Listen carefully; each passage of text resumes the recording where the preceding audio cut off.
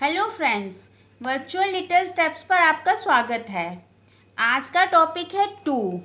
1 हम last class में कर चुके हैं। आज हम लिखना सीखेंगे, बच्चे को रिटन वर्क करवाएंगे 2।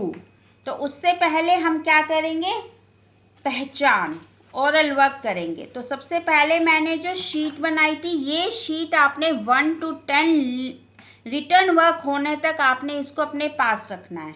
जब आपने जो भी बनाया है बच्चे को ओरल एक्टिविटी कराने के लिए, आप उसे सबसे पहले इसका ओरल वर्क करवाइए, ये काउंट करवाइए 1 1 2 1 2 3 1 2 3। इस ढंग से आप इसे कंप्लीट कीजिए। 1 to 10 ओरल ऊंचा ऊंचा बुलवाइए। मैं आपको इसलिए ऊंचा ऊंचा बोलने को क्यों बोलती हूँ, बच्चे को जो क्लास में करवाया जाता है, आपने ध्यान दिया होगा छोटे बच्चों की क्लासेस धीरे नहीं पढ़ाई जाती, ऊंचा ऊंचा पढ़ाया जाता है उनको। क्या बड़े बच्चों को ऊंचा पढ़ाया जाता है? नहीं, छोटे बच्चों को ऊंचा ऊंचा लर्न करवाया जाता है। पूरी क्लास में गूंजती है उनकी आवाज़ ऊंचा ऊंचा बोलते हुए। उनको ऊंचा ऊंचा इसलिए बुलाया जाता है क्योंकि उनकी लिसनिंग पावर बहुत अच्छी होती है। वो ऊंचा ऊंचा बोलते हैं, उनको बहुत अच्छे से फिर वो लर्न हो जाता है। पहले टीचर बोलती है, फिर उसके बाद पीछे बेबी बोलता है। इसी तरह से पहले आप बोलिए, वो स्कूल नहीं जा रहे हैं इसलिए पेरेंट्स को, मम्मा को खास तौर पे ज़्यादा मेहनत करनी पड़ रही है। तो इसीलिए आप सबसे पहले आप इसकी ये शीट बनाइए और ऊंचा ऊंचा 1 2 3 4 5 6 7 8 9 10 ऊंचा ऊंचा बुलवाइए।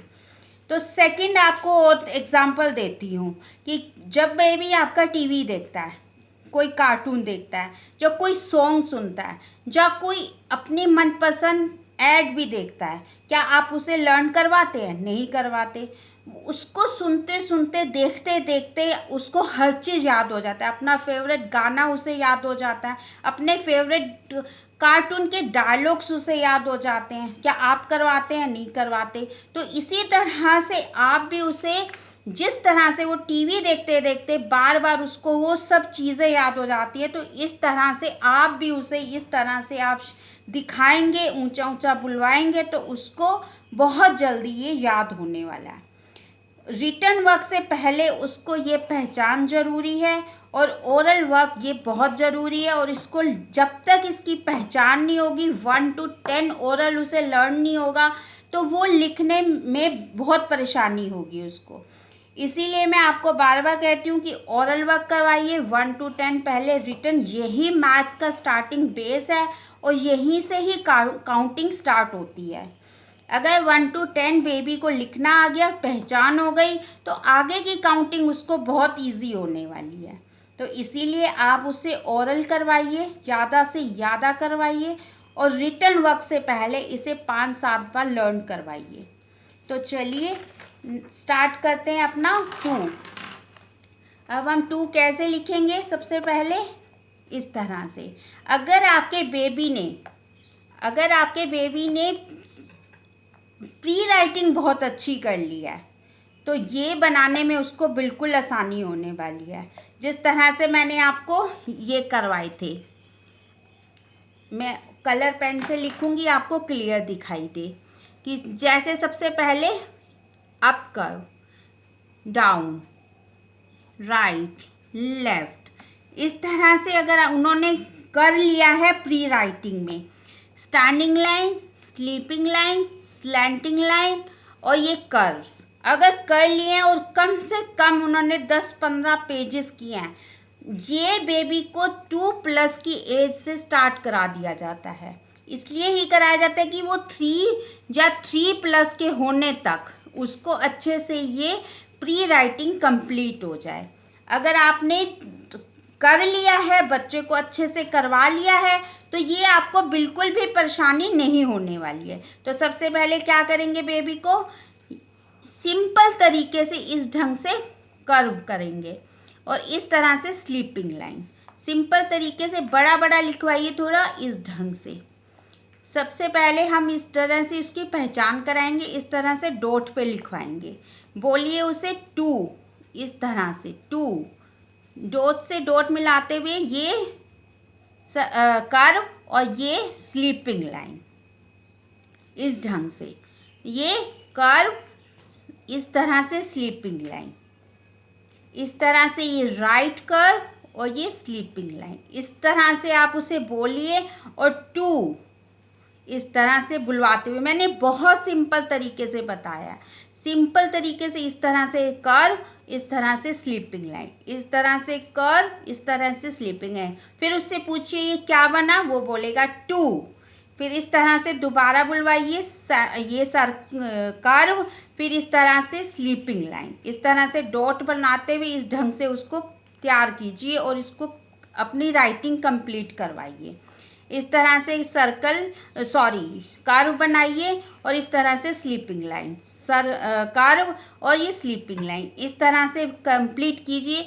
टू, ये टू इस तरह से डॉट पे डॉट कंप्लीट करते हुए टू, ये डॉट पे डॉट करेगा टू। इस ढंग से आप इसको लिखना सिखाइए। कम से कम 5-7 पेजेस ज़रूर करवाइए इसके ऊपर।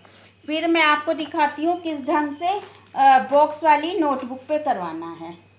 सबसे पहले मैंने ये नोटबुक तैयार की है बेबी की, ये होगी ये बॉक्स वाली। इस ढंग से बॉक्स वाली लीजिए नोटबुक और इसके ऊपर कंप्लीट कीजिए।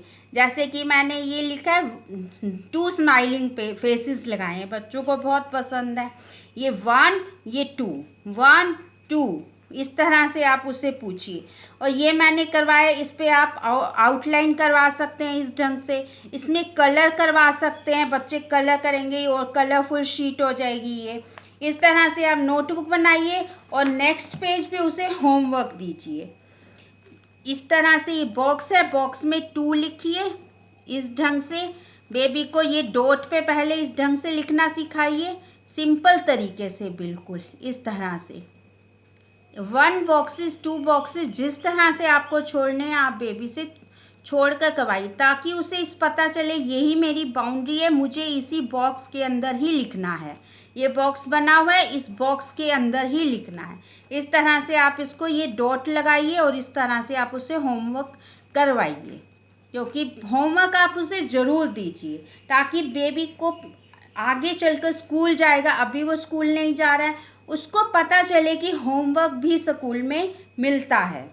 आप उसे ज़रूर करवाइए और ये कंप्लीट कीजिए। इस तरह से बोलिए 2, इस तरह से 2, ये डॉट से डॉट मिलाते हुए 2, ये 2, इस तरह से आप इसे कंप्लीट कीजिए। और चलिए मिलते हैं फिर अपनी नेक्स्ट क्लास में।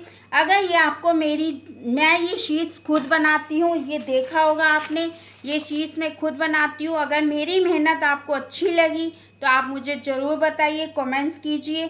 इस पे मेहनत लगती है, आप भी अगर बनाएंगे तो आप देखना, पूरा ही छोटे बेबी को पढ़ाना बहुत मुश्किल है। मुश्किल के साथ आसान भी है अगर आप छोटे छोटे टिप्स ले लोगे तो। छोटे टिप्स को अपनाते हुए आप अपने बेबी को ओरल वर्क करवाइए, रिटन वर्क करवाइए और होमवर्क भी दीजिए। तो चलिए मिलते हैं अपनी नेक्स्ट क्लास में नए नंबर के साथ। और अगर आपने मुझे सब्सक्राइब नहीं किया तो आप सब्सक्राइब कीजिए, शेयर कीजिए अपने फ्रेंड्स के साथ और लाइक कीजिए। Thank you.